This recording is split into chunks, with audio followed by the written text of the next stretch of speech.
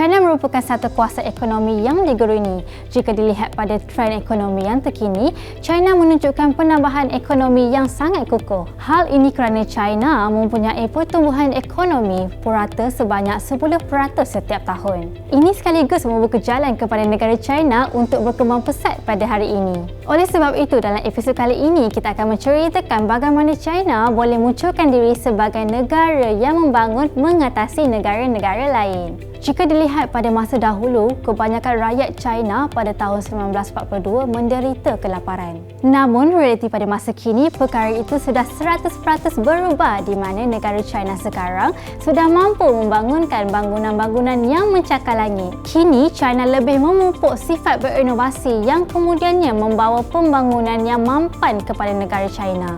Antara penyebab kemajuan China adalah dasar pemerintahan yang dijalankan. Pemerintah China memfokuskan pembangunan ekonomi dan memberi komitmen sepenuhnya untuk mencapai visi negara maju. Perkara ini bermula hasil pemerintahan secara autokrasi untuk memastikan rakyatnya mampu mengikut kehendak pemerintah yang bermula dari revolusi Deng Xiaoping. Selain itu, perkara yang dititik beratkan dalam pembangunan China ialah kebijaksanaan rakyat dan juga pemerintah yang berhemat. Oleh sebab itu, China mengamalkan konsep mengumpulkan gaji pekerja di bank negara untuk dana pembangunan negara. Penekanan China pada sumber ekonomi makro merupakan penyumbang kepada kemajuan China. Hal ini kerana negara China sentiasa konsisten menjadikan China sebagai sebuah pusat perdagangan dunia dan mewujudkan zon bebas cukai.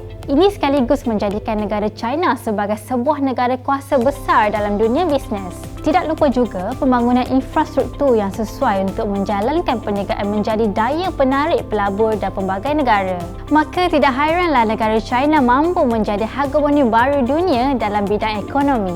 Negara China juga mampu mewujudkan zon bebas cukai berserta zon perniagaan yang selesa. Upayaan China untuk membangun adalah hasil kerjasama bersama pemimpin untuk melihat negara China bersaing di bersada dunia.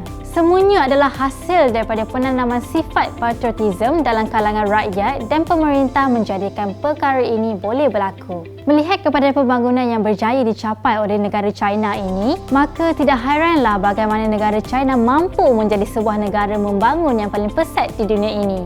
Ini juga sekaligus menyaksikan era pembangunan yang telah dicapai oleh negara China ini semakin berada di peringkat yang lebih tinggi. China Inspirasi Dunia.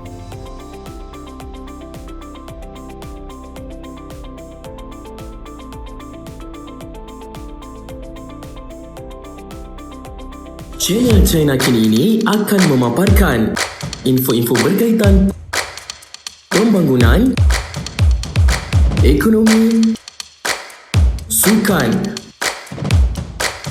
pelancongan,